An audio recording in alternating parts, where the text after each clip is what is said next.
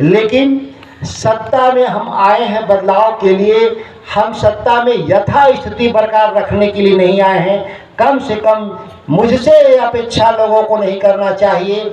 और जिन लोगों ने लगा कि हम इस व्यवस्था के लिए फिट नहीं हैं, मैं उनको अलविदा कहने में देर नहीं किया, हमको अलविदा करने में देर नहीं किया। हजारों लोग बैठे हैं यहाँ, वो लोग हैं जो राष्ट्र को बनाने में, इस राज्य को बनाने में जिनका कुर्बानी है। आज हम तारा भगत के वंशज, हम इसे देश की स्वतंत्रता आंदोलन के बिरसा मुंडा के वंशज, आज इस पहाड़ों में जो देश के निर्माण के लिए जिन्होंने कुर्बानी दिया था, उस समाज के लोगों को आज अपने छोटी जरूरतों के लिए भी सत्ता के सामने हाथ जोड़ना पड़ रहा है, चिरौरी और मिन्नतें करना पड़ रहा है।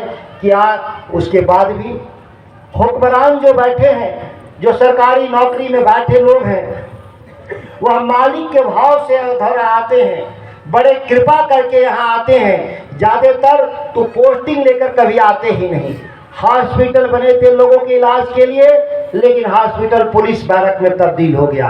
बैरक कहीं भी बन सकता है पुलिस का, लेकिन कई बार विधानसभा में बोलने के बाद भी आज तक वह बैरक नहीं हटा। इससे ज़्यादा असंवेदनशीलता सरकार में क्या हो सकता है।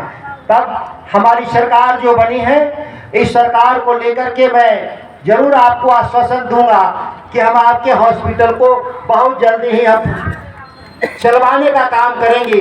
जरूरत की सुविधाओं में हासिल करने के लिए जरूरत पड़ेगा तो हम नए भवन का भी निर्माण की जरूरत पड़ेगी तो हम नए भवन का भी निर्माण यहाँ कर करके हॉस्पिटल को चलवाने का काम करेंगे। हमारे कई ऐसे सवाल, जो हम कृषि विभाग के मंत्री थे, पिछले 45 दिनों में हमने अधौरा की खेती और गृहस्थी को, जो सबसे बड़ा मूल पेशा है, कैसे उसमें बदलाव आए, उसके लिए हम कई योजनाओं के जरिए हम आप बदलाव लाएंगे। वो हमारी योजना है, वो हमारा जल छाजन के जरिए, केवल जल छाजन में जो केवल पानी की व्यवस्था तक सीमित था, उसमें हमने जुड़वा दिया इस बार कि हम बाग भी लगाएंगे, बागवानी जिसको बोलते हैं। हम फल लगने वाले पेड़ों को भी लगवाएंगे, हर गांव में जितनी जरूरत होगी सबके लिए लगवाएंगे कि एक आमदनी का जरिया बढ़ेगा।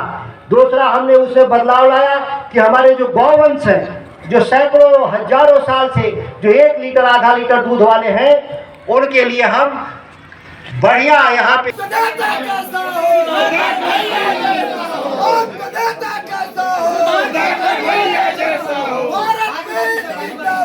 जिंदाबाद जिंदाबाद जिंदाबाद।